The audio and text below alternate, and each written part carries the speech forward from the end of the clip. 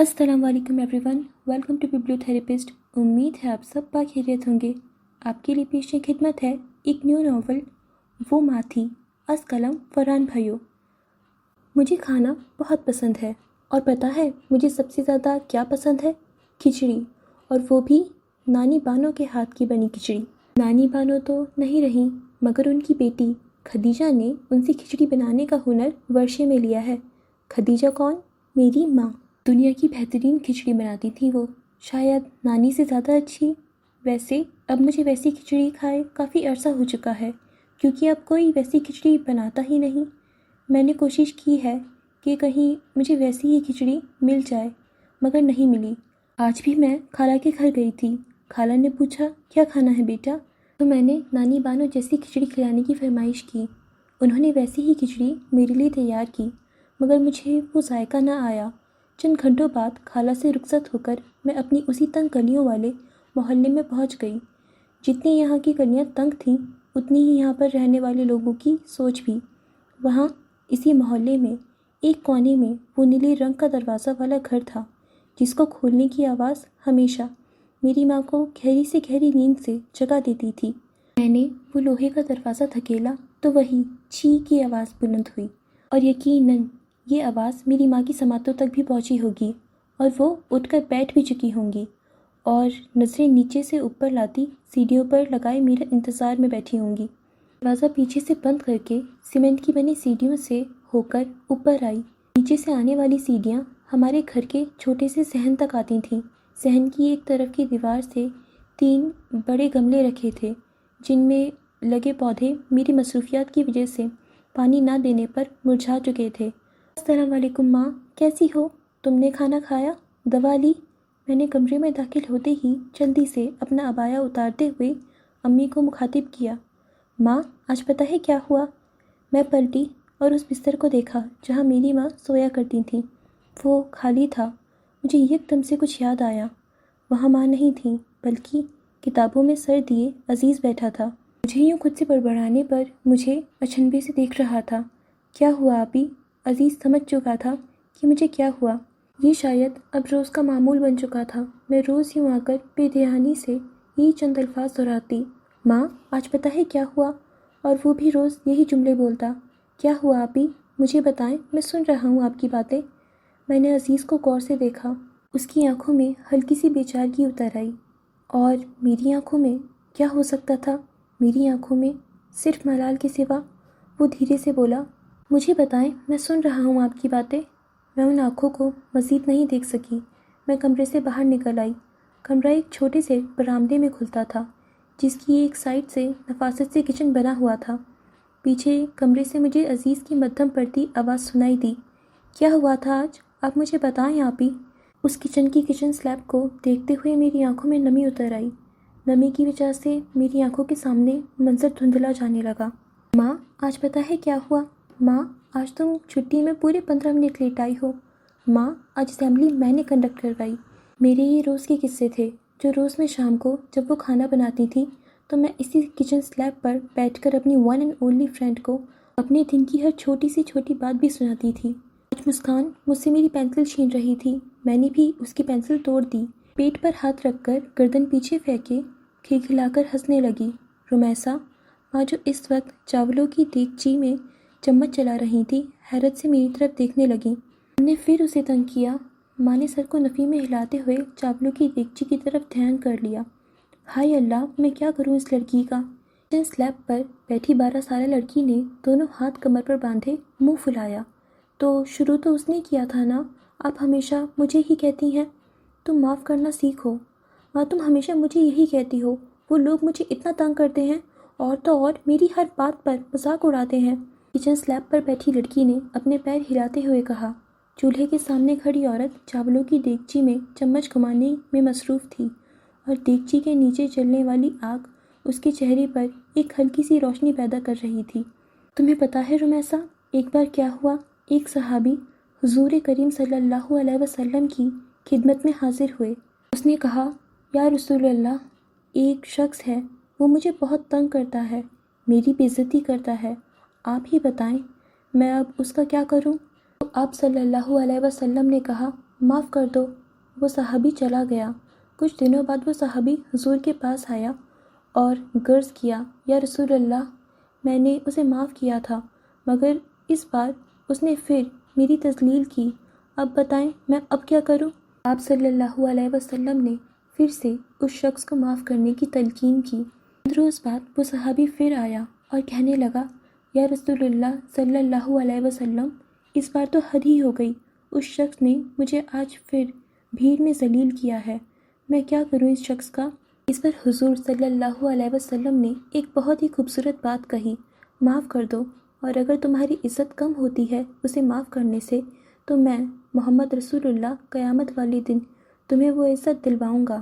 اگر ماں مجھے معافی مانگنا اور معاف کرنا نہیں آتا۔ اس چھوٹی سی لڑکی نے اپنی گردن جھکا لی اور اپنے پیر اسی رفتار سے ہلانے لگی۔ ہاں یہی تو مسئلہ ہے، آج کی جنریشن کو سوری کہنا نہیں آتا۔ عورت نے چمچ سے چاول دیگچی میں جھٹکتے ہوئے دیگچی کا ڈھکن چڑھایا اور چاولوں کو دم پر رکھ دیا۔ ہاں تو میری بیٹی سنو، اگر کوئی کبھی تم سے معافی مانگنے آئے تو معاف کرنے میں دیر نہ کرنا، اور اگر کبھی تم سے کوئی غلطی ہو جائے تو تم بھی معافی مانگنے میں دیر نہ کرنا۔ معافی مانگ لینے سے کوئی چھوٹا نہیں ہوتا، اگر معافی مانگنے سے تم چھوٹی ہو بھی رہی ہو تو تم چھوٹا بننا سیکھ لو، اللہ تمہیں بڑا کر دے گا۔ تم معافی مانگنا سیکھ لو، اللہ عزت دے دے گا۔ تم معاف کرنا سیکھ لو، اللہ تمہارے دل میں ٹھنڈک دے دے گا۔ جاؤ بھائی کو بلا لاؤ، کھانا بن چکا ہے۔ عورت نے دوپٹے سے اپنے ہاتھ پوچھتے ہوئے کہا، جی امی۔ آپ نے، ہم سب نے یہ تو سنا ہے کہ گھروں میں کھانا بیٹوں یا مردوں کی پسند کے بنتے ہیں، مگر ہمارے گھر میں ایسا نہیں تھا۔ میری ماں نے ہمیشہ مجھ سے میرے کھانے کی فرمائش پوچھ کر ہی کھانا بنایا ہے، کیونکہ اسے پتہ ہے رمیسا بہت نخرے والی ہے۔ کیا کھاؤ گی آج رمیسا؟ ماں نے باہر باورچی خانے سے آواز لگائی، ماں آج نانی بانو جیسی کھچڑی بنانا۔ میں جو اندر کمرے میں اسکول یونیفارم پہننے میں مصروف تھی، اندر سے ہی جواب دینے لگی۔ میرے ایسا بولتے ہی عزیز بھاگتا ہوا ماں کے پاس آیا۔ ماں نہیں، یہ آپ کو روز کہتی ہے کھچڑی بناؤ اور آپ بنا دیتی ہیں، آج میری پسند سے کھانا بنے گا اور آپ بھنڈی بنائیں گی۔ بیٹا بہنوں اور بیٹیوں سے حسد نہیں کرتے، ان کی تو ناز و نخرے اٹھائے جاتے ہیں۔ ٹھیک ہے میں تمہارے لیے بھنڈی بنا دوں گی۔ ٹھیک ہے امی، میں چلتی ہوں، وین آ چکی ہوگی۔ چلو آؤ عزیز، دیر ہو جائے گی۔ میں نے گھڑی کی طرف دیکھا تو بیگ بناتے ہاتھوں میں روانگی آئی۔ رکو، یہ ٹفن لے جاؤ۔ وہ دوڑتی میرے پاس آئیں اور ٹفن مجھے دیا۔ دن کون سا بھی ہو وہ ٹفن بنانا نہیں بھولتی تھیں، شاید اس لیے کہ وہ ماں تھیں۔ جس دن میں رات کو دال پکنے کی وجہ سے ناراض ہو کے سو جاتی تھی تو پتہ ہے میری ماں کیا کرتی تھیں تب؟ ابا سے چھپا کر وہ میرے لیے رات کو آلو بنا دیا کرتی تھیں۔ وہ کیسے مجھے خالی پیٹ سونے دے سکتی تھیں؟ شاید کھانا بنانا ماں کا پسندیدہ کام تھا، یا شاید ماؤں کی تو کوئی پسند ہی نہیں ہوتی، بس جو ان کی اولاد کو پسند ہوتا ہے وہ اسی کام میں ایکسپرٹ ہو جاتی ہیں۔ اور اس دن جب میں چھٹی جماعت میں پڑھنے والی رمیسا اسکول سے گھر آئی تو ہمارے گھر کے صحن میں چارپائی پر سفید رنگ کے کپڑے میں لیٹا ایک جسم پڑا تھا۔ میں سمجھ چکی تھی یہ کیا ہو رہا ہے۔ میں نے پہلے بھی یوں ایک چارپائی پر نانی بانوں کو دیکھا تھا اور پھر میں ان کو کبھی دوبارہ نہیں دیکھ پائی۔ آج کون تھا وہاں اس چارپائی پر؟ کون تھا جو میرے گھر کے صحن میں موجود تھا؟ ماں کہاں تھیں؟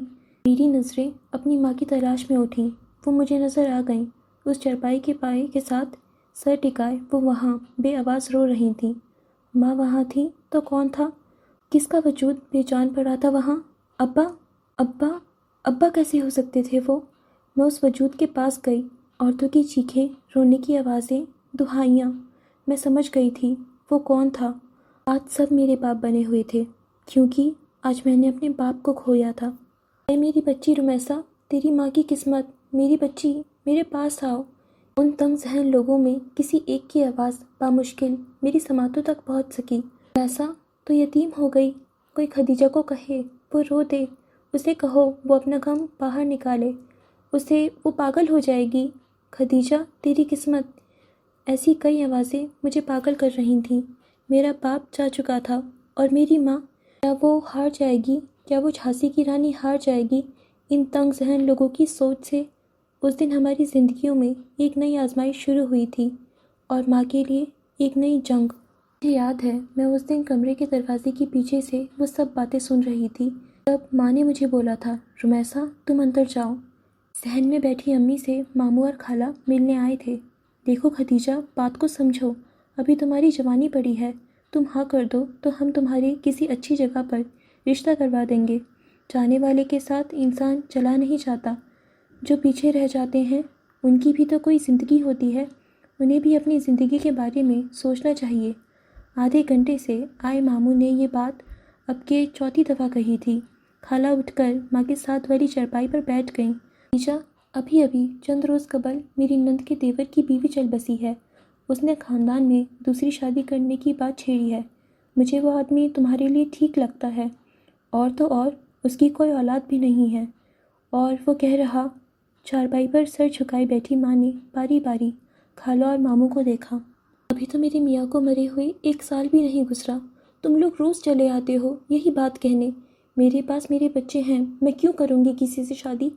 میری جینے کی آخری وجہ ہے وہ. اگر بچوں کا مسئلہ ہے تو بہن تم اس بارے میں بے فکر ہو جاؤ. اول تو میں یہ کہوں گا کہ تم انہیں ان کے چاچاؤں کے حوالے کر دو. اگر تم یہ بھی نہیں چاہتی تو ان کو میں اپنے گھر لے جاتا ہوں.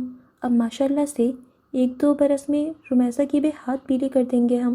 ماموں ابھی بھی اسی سنجیدگی کے ساتھ ماں کو سمجھانے میں لگے رہے. نہیں بھائی صاحب، 100 باتوں کی ایک بات، میں اپنے گھر کو اور بچوں کو چھوڑ کر نہیں جاؤں گی. اگر کبھی میرا جنازہ بھی اٹھے گا تو وہ اسی گھر سے اٹھے گا، اور مجھے یہ سب سمجھ آ رہا ہے. بولتے بولتے ماں کا دوپٹہ سر سے کھسک کر گردن میں آ گرا. صرف چند مہینوں میں ماں کا آدھا سر سفید ہو چکا تھا. وہ صرف چند ماہ میں بوڑھی دکھنے لگی تھیں. پھر بھی میرے لیے آج بھی وہ جھانسی کی رانی تھی، ویسے ہی نڈر بہادر، جس سے پہاڑ بھی ٹکرائے تو ریزہ ریزہ ہو جائے. شاید ساری مائیں ہی ایسی ہوتی ہیں، جب اولاد پر بات آتی ہے تو پوری دنیا سے لڑنے کو تیار. ماموں نے نہ سمجھی سے ماں کو دیکھا. کیا سمجھ آ رہا ہے آپ کو؟ ماں نے خالہ کو دیکھا اور ماموں کو دیکھتے ہوئے بولی، یہی آپ کو ڈر ہے کہ آپ سے اپنا اور اپنے بچوں کا پیٹ پالنے کے لیے خرچہ لوں گی. مگر آپ غلط سمجھ رہے ہیں. میں بھوکا مرنا پسند کروں گی، مگر کسی سے مانگ کر نہیں کھاؤں گی. خالہ چپ ہو کر ان دونوں کو دیکھ رہی تھیں. ماموں لکڑی کی بنی کرسی سے اٹھ کھڑے ہوئے. ہاں بھائی، اب دیکھو، بات تو یہ صحیح ہے. اب میں خود ایک بال بچوں والا آدمی ہوں. میں تو تمہارے بچوں کے اخراجات نہیں اٹھا سکتا نا، اس لیے کہہ رہا ہوں تم بھی کہیں شادی کر لو. رمیسا کے بھی چند برس میں ہاتھ پیلے کر دیں گے، باقی بچہ عزیز. ابا کے جانے کے بعد میں نے ماں کی آنکھوں میں احساسات بہت کم ہی دیکھے تھے. ان کی آنکھیں اب ویران پڑ چکی تھیں. بس ان کی آنکھیں تب چمکا کرتی تھیں جب وہ مجھے اور عزیز کو دیکھتی تھیں. مگر آج ماں کی آنکھوں میں نہ جانے کیسا کرب اتر آیا تھا. بس بھائی، میرے بہت ارمان ہیں اپنے بچوں کو لے کر. میری بیٹی پڑھے گی، لکھے گی، کسی اچھی جگہ، کسی اچھے مقام پر پہنچے گی. میں اس کی زندگی کو برباد نہیں کر سکتی، چاہے اس لیے مجھے بچی کچی زندگی بھی یوں ہی گزارنی پڑے. لوگوں کے گھروں کے کام بھی کر لوں گی، مگر آج کے بعد آپ سے ایک بھی ٹکے کی مدد نہیں لوں گی. خالہ پیروں میں چپل گھسیٹتے ہوئے اٹھی. دیکھو ختیجہ، بھائی تمہاری بھلائی کے لیے ہی یہ کہہ رہا ہے. اور بس اب مجھے اور کچھ نہیں سننا. تم لوگ جا سکتے ہو. ماں کی آنکھوں میں آنسو چھلکنے لگے. خالہ اور ماموں نے ایک دوسرے کو دیکھا اور سر نفی میں جھٹکتے ہوئے سیڑھیوں سے اتر کر چلے گئے. ان کے جاتے ہی ماں اپنے آنسوؤں پر مزید قابو نہ پا سکی، اور میں نے تب انہیں زندگی میں پہلی اور آخری بار روتے ہوئے دیکھا تھا. جو ٹوٹ کر بھی خوبصورت ہو ویسا پھول ہے ماں.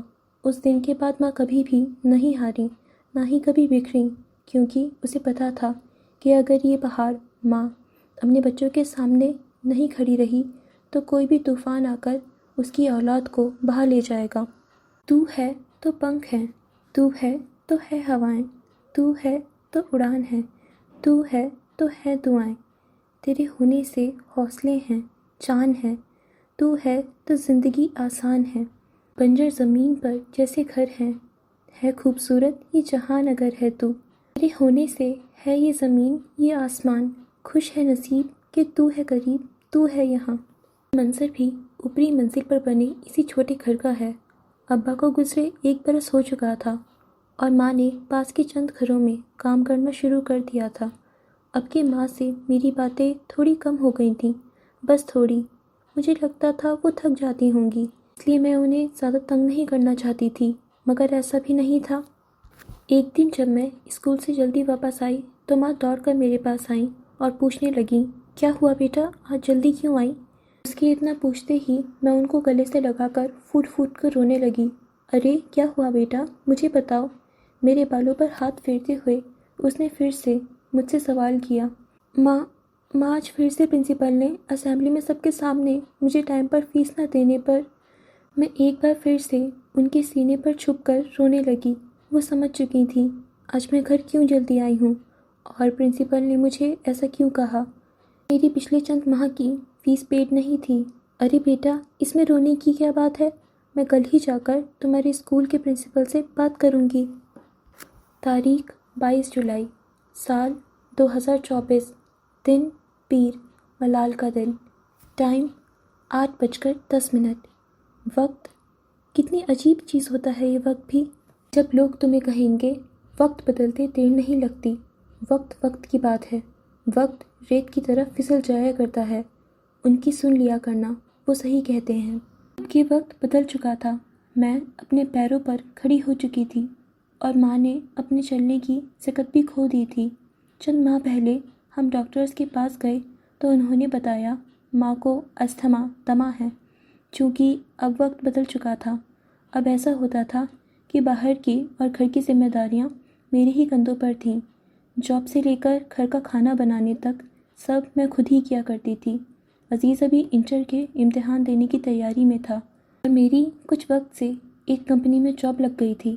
ہمارے حالات اب پہلے سے بہتر ہو چکے تھے۔ آج جو آفس میں میری کئی دن سے پینڈنگ کاموں کی ڈیڈ لائن ہو چکی تھی اور آج بھی اگر میں نے لیٹ کر دیا تو بہت انسلٹ ہونے والی تھی۔ میں نے ماں کے لیے کچن سلیب پر کھچڑی کے چاول بھگو کر رکھے تھے اور خود میں برآمدے کی دیوار پہ لگے آئینے کے سامنے بال بنانے میں مصروف تھی۔ تبھی مجھے نائمہ کی کال آئی، رمیسا تم کب آ رہی ہو آفس؟ اس کے ساتھ ہی کمرے سے ایک بیمار اور لاغر سی آواز بھی میرے سماعتوں تک پہنچی، بیٹا میری کھچڑی بنا کر جانا۔ رمیسا تمہیں یاد ہے نا آج کلائنٹس کی میٹنگ ہے، بیٹا میری دوائیاں اور بوتل ضرور رکھ کر جانا۔ رمیسا تم جواب کیوں نہیں دے رہی ہو؟ اب کے فون کی دوسری جانب سے نائمہ مجھ پر دہاڑی تھی، شاید مینیجر ہونے کا رعب دکھا رہی تھی۔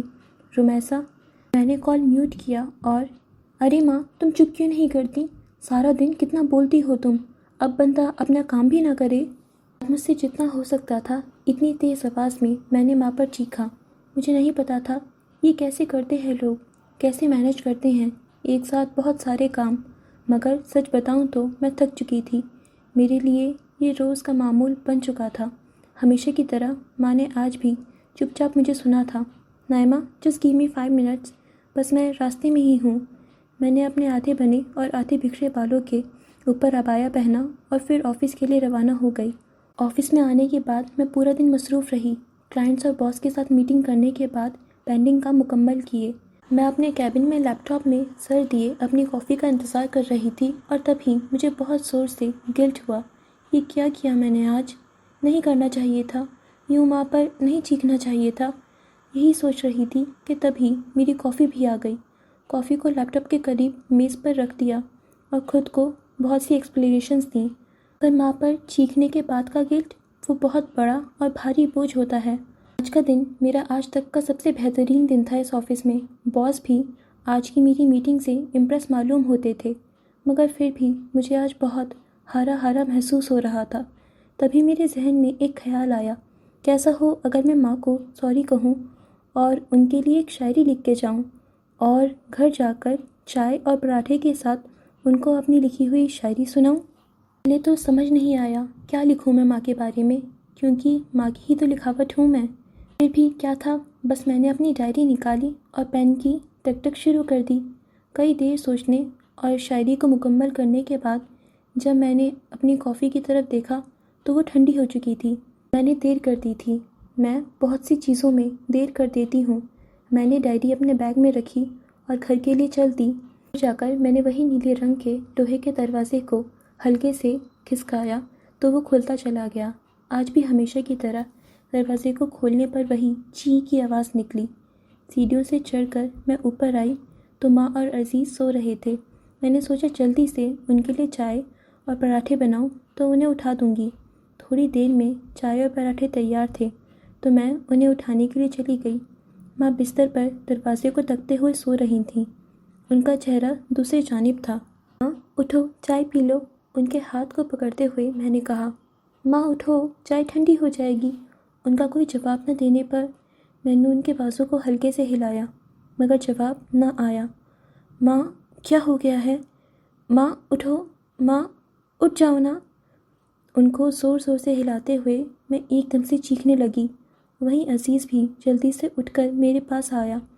اس نے بھی ماں کو اٹھانے کی کوشش کی۔ ماں اٹھو، دیکھو آپ ہی آ گئی ہیں۔ مگر پھر ماں کبھی نہیں اٹھی۔ ان کا وہ جھانسی کی رانی جیسا جسم ڈھیلا پڑ چکا تھا۔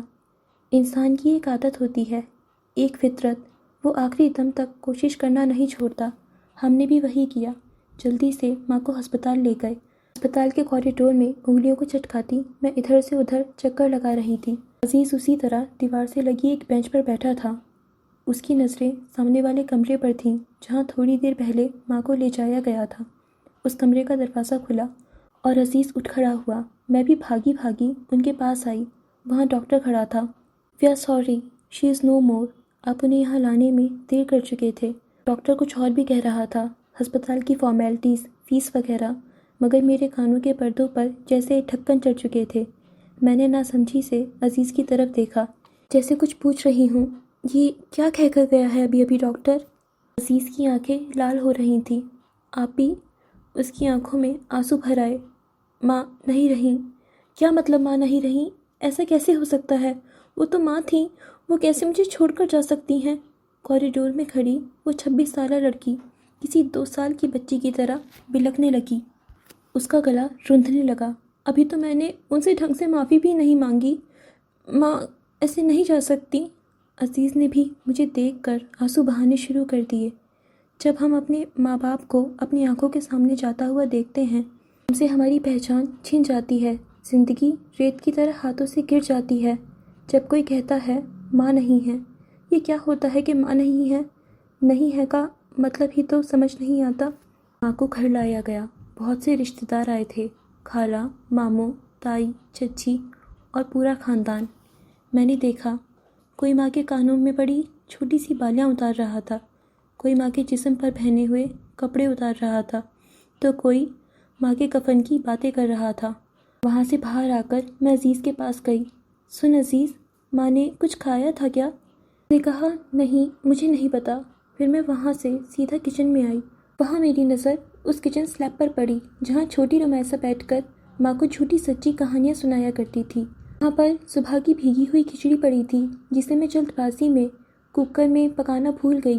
کیا میری ماں بھوکے پیٹ ہی چلی گئی؟ میں نے آنکھیں میچیں، میری آنکھوں سے ڈھیر سارا پانی لڑک کر نیچے گرا۔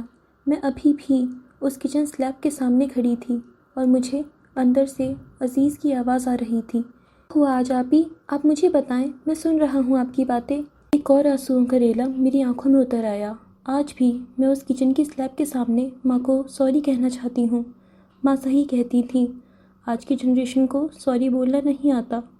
سوری ماں، میں آپ کو بھوکے پیٹ نہیں رکھنا چاہتی تھی۔ آنکھوں میں بھرا پانی میری پلک جھپکتے میرے گالوں کو بھگو گیا۔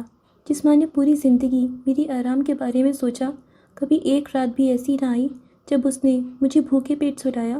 میں نے اس ماں کو بھوکے پیٹ ہی جانے دیا۔ ہم کیوں بھول گئے جب ہم چھوٹے تھے، جب ہمارے پاس کوئی نہیں تھا، تب بس یہی ماں تھی۔ ہم بڑے ہو گئے تب ہمارے پاس ہاتھ پکڑنے کے لیے نئے خواب تھے، نئے راستے تھے، نئے سفر تھے، منزل کے نظارے تھے، دوست تھے، مگر ماں کے پاس کون تھا؟ صرف ہم۔ کیوں نہیں سوچتے یہ ہم ہمیشہ بہت سی چیزوں میں دیر کر دیتے ہیں؟ نہیں کرنی چاہیے، کچھ چیزیں وقت پر کر لینی چاہیے، اگر نہ کی جائیں تو بعد میں بس ملال ہی رہ جاتا ہے۔ وقت پر کافی کے مزے لینا، دوستوں اور رشتہ داروں کی قدر کرنا، اپنی غلطیوں کا احساس کرنا، معافی مانگنا اور معاف کر دینا۔ یہ میں آپ کو وہ شاعری بھی سنا ہی دیتی ہوں جو میں نے اس دن ماں کے لیے لکھی تھی۔ جب میں بیمار ہو جاؤں تو میری دوا بن جاتی ہے، دھوپ میں میرا سہارا بن جاتی ہے، پھر اپنی ہی چھاؤں میں بٹھاتی ہے، ٹوٹے دل کی ہر دعا بن جاتی ہے۔ تو کیسے جان لیتی ہے دور سے میرے دل کی بات تو ہمیشہ کہتی ہے سب ٹھیک ہو جائے گا، جبکہ میرا ہر درد تیرے دل کو ستاتا ہے۔ کیوں تیرے ہاتھ کا پکایا کھانا مجھے سب سے زیادہ بھاتا ہے؟ تجھے میرا ہر بکھرا خواب سجانا ہے، کیوں تجھے اپنا ہر خواب میری کامیابی میں نظر آتا ہے؟ اگر میری اس چھوٹی سی کہانی نے آپ کو 2 منٹ کے لیے بھی کچھ سوچنے پر مجبور کر دیا تو میں سمجھوں گا کہ میری محنت رائے گا نہیں گئی، ختم شد۔ اوکے فرینڈس، تو اسی کے ساتھ یہ ہمارا بہت اچھا ریئلٹی بیسڈ اینڈ بہت زیادہ ایموشنل کر دینے والا ناول اینڈ ہوتا ہے۔ آپ ہمیں کامنٹس کے تھرو بتائیے گا کہ آپ کو یہ اسٹوری کیسی لگی۔ تب تک کے لیے آپ جلدی سے ہماری یوٹیوب چینل کو سبسکرائب کر لیجئے اینڈ ہمارے انسٹاگرام پیج کو فالو کر لیجئے۔ اینڈ اگر آپ کو یہ اسٹوریز اینڈ ناولس اچھی لگتی ہیں تو انہیں اپنے فیملی اینڈ فرینڈس کے ساتھ بھی شیئر کر دیجئے۔ ٹیک کیئر، خدا حافظ۔